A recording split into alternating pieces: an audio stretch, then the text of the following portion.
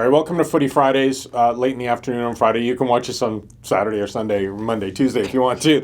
JJ, how are the Whitecaps shaping up through preseason? The Whitecaps, they're looking pretty good. You know, if you look back at the same point of preseason last year compared to this year, there's a definite step up in intensity, quality, the number of players that they have in. Isn't that what we heard this time last year, though? No, because last year they were still practicing with all the academy kids. Were a big part of training camp. There were still some names that had yet to come in. Freddie Montero, Jessica Kamiri, Eric Godoy, guys like that had not arrived yet, or had arrived but they weren't training yet. So it's a step in the right direction. There's definitely progress from last season. So, again, but the reason I said that is second year in a row, there's been a lot of change on this team. Yes. And you're right, they've definitely brought in some bigger names. We've seen them in remotely some preseason action now.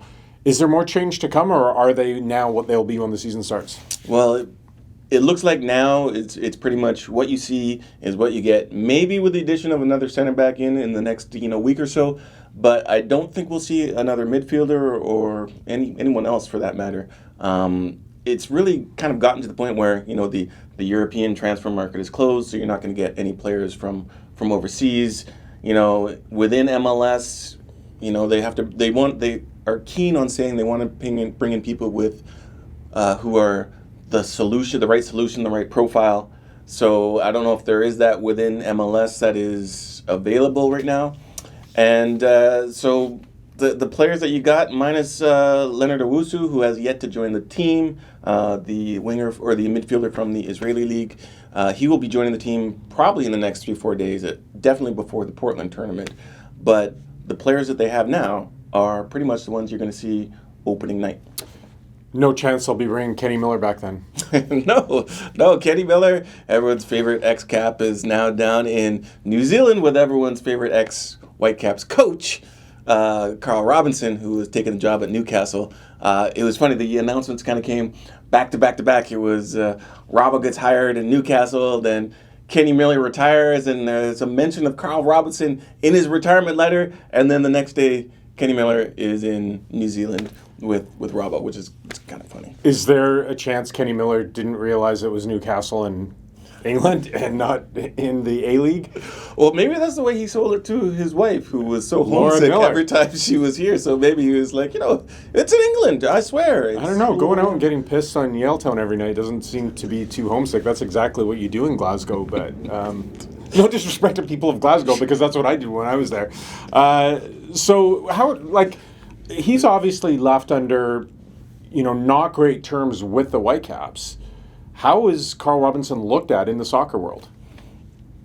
Ooh, that's a good question. I think depends on which league you're talking. I don't think in MLS we will see Carl Robinson again. Really? I don't think we'll see him in MLS, but if you look at the body of work that he produced while he was here, it's definitely something that is attractive to other teams in other leagues. They saw that he did, have some success with limited resources. So that's the mark of a good coach.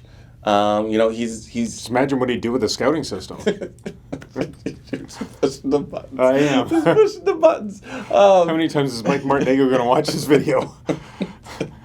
We love you, Mike. I think he was connected with the job in Costa Rica, the national team, so he had some He's opportunities connected with the in Wales national team job at one point. So pretty big job. Yeah, he does have some respect. I think what happens in Newcastle will really do a lot to see where he goes on from here. Lastly, New Jersey. The Wave. Yeah, I know you're fashion maven here.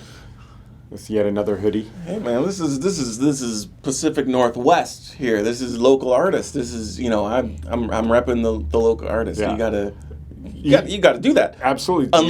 Unlike the jersey, which was mostly produced by corporate heads at Adidas, with some input from Mikkel Stroyer from the Whitecaps. He gave them a lot of input, and that's why you see some of those local kind of things integrated into the jersey, like the Vancouver flag, the slogan on the back, or the motto on the back, and the waves in the jersey design, which I think it's a pretty sharp kit. I really like it, especially with the shorts. When you see it combined with the shorts and socks, it does look. I mean, nice. it does depend on your individual tastes. I'm not a fan of the. It seems to me like, 70% of sports of teams in North American sports utilize navy in some fashion. I like the light blue. I think it looks really good. Why are we listening to you? I mean, you wear Liverpool mom jeans. I Absolutely. mean, you and Obama with the straight cut jeans and the are those even acid washed? What are those? Look, if you're going to put me in the same category as Obama, I'll take that. But no, I think the use of the light blue and the detail in this uniform is great. The quibble with people, is the Adidas, the sameness, the template, Yes. the 3 stripes on the shoulder, and every team has it. You just swap out the colors on the palette. I know there's some people hate, like in Seattle, but I actually think this is one of their better kits. Well, but the thing is, it might have been a template, but there's only a few design elements that are common. So there's the 3 stripes, there's the hemline that is a little lower down, there's the cuffs, there's a flag or of some sort but that's it. And so the 4 major elements of the jersey, that's all that's the same templated from everyone else. They get to change the color. Like, Seattle's looks like someone, barfed on an MS Paint palette, and Houston's is terrible as well. And not a big fan of RSLs, but Chicago's is pretty fire. I gotta say, pretty fire for the Chicago Fire. Why are you shaking your head? No, I just said I loved the hoop jersey last year. I think it was a home run. I just want to see this more and more throughout MLS, and I want Colorado to bring back the old Colorado Caribous with the leather fringe on the front. That would be a massive seller. What about like the Cyberbat from the original Tampa Bay Mutiny? Was it way back in the day? They had the didn't look like this. It didn't look as good as this, but it was like a bat. Anyway, uniform's such a big part of soccer culture. Like, obviously, I don't want to say it's a bigger deal in hockey and other sports because they change them less frequency. But in soccer, you change the kit every year. So I think the Whitecaps have done pretty well ever since the Arbutus Brown kit. Did you just say something nice about the Whitecaps? I did. Right at the very end. If anyone's still watching at this point, we'll see it. End of the world. All right, we'll leave it there. Thanks for watching, everyone. We'll be back next week with another Footy Friday.